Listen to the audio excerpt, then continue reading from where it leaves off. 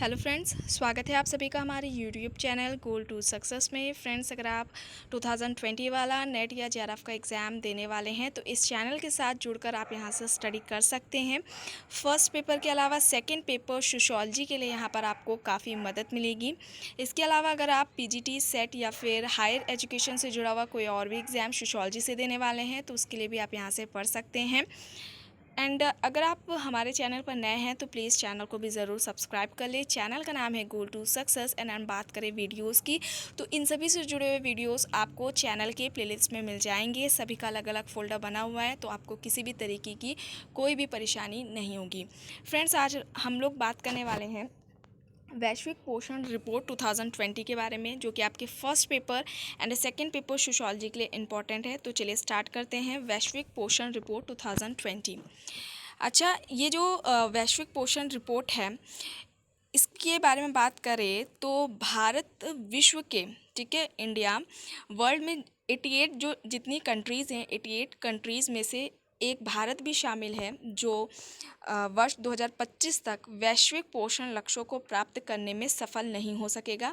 ऐसा वैश्विक पोषण रिपोर्ट 2020 में बताया गया है। ठीक है, भारत विश्व के उन 88 देशों में शामिल है जो कि 2025 तक वैश्विक पोषण लक्ष्यों को प्राप्त करने में सफल नहीं हो सकेंगे।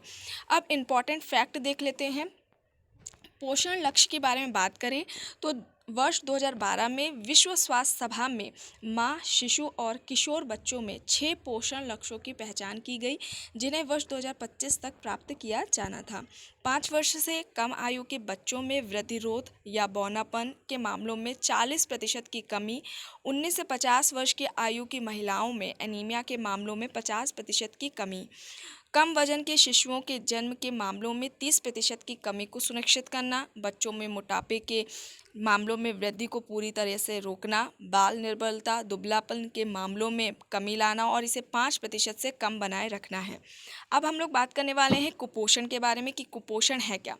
विश्व स्वास्थ्य संगठन के अगर अनुसार देखें तो कुपोषण किसी व्यक्ति में ऊर्जा और या पोषक तत्वों की कमी, अधिकता अथवा असंतुलन को दर्शाता है। ठीक है, जो कुपोषण है वह किसी व्यक्ति में ऊर्जा, पोषक तत्वों की कमी या फिर उसकी अधिकता या फिर असंतुलन को दर्शाता है।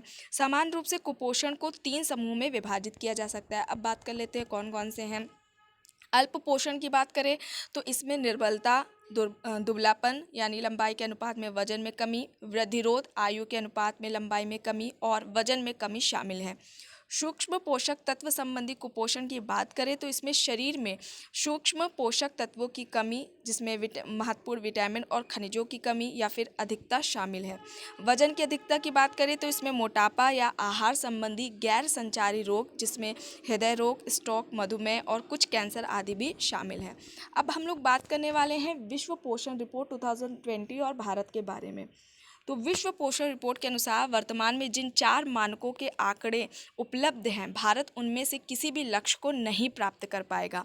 ये जो 4 मानक हैं वह 5 वर्ष से कम आयु के बच्चों में वृद्धिरोध, प्रजनन रोग, प्रजनन योग्य आयु की महिलाओं में एनीमिया के मामले, बच्चों में मोटापा और अनन्य स्तनपान इसमें शामिल है। इस रिपोर्ट के अनुसार देखें तो भारत कुपोषण के मामले में सबसे अधिक स्थानीय समानता वाले देशों में से एक है।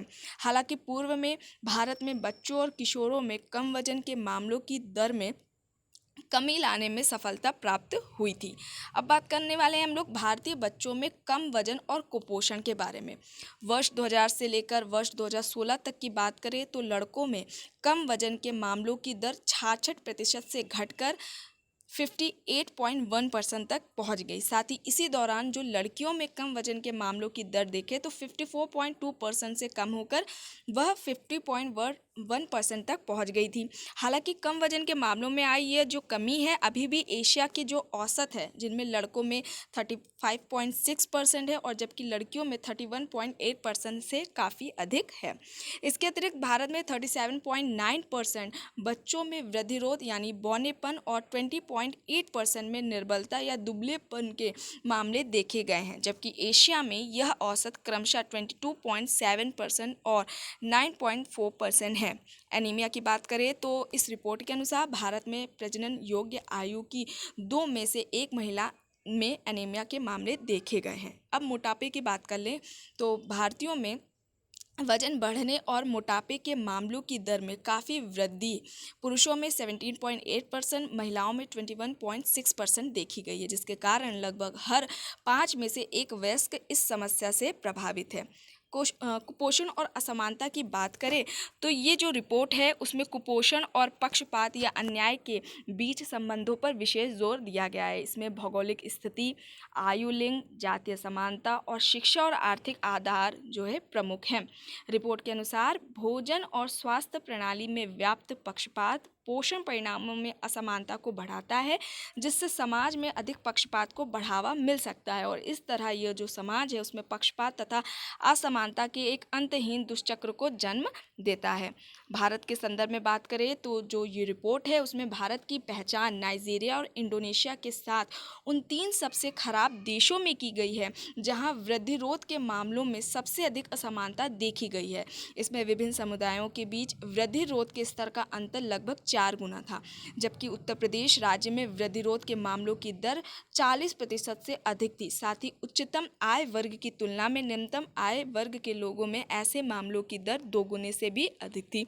वर्ष 2019 में केंद्रीय सांख्यिकी और कार्यक्रम कार्यान्वयन मंत्रालय और संयुक्त राष्ट्र विश्व खाद्य कार्यक्रम के सहयोग से जारी खाद्य एवं पोषण सुरक्षा विश्लेषण भारत 2019 में रिपोर्ट में भी भारत में कुपोषण के मामलों पर चिंताजनक आंकड़े जारी किए गए थे। इस रिपोर्ट के अनुसार देश में पिछड़े वर्गों से आने वाले लोगों में वृद्धिरोध के मामलों में सबसे अधिक वृद्धि अनुसूचित जाति में 43.6%, जबकि अनुसूचित जनजाति में 42.5% एंड अगर ओबीसी की बात करें तो यानी अन्य पिछड़ा वर्ग के लोगों में 38.6% देखी गई थी।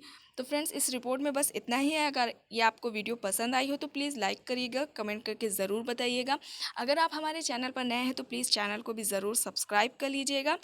Thank you.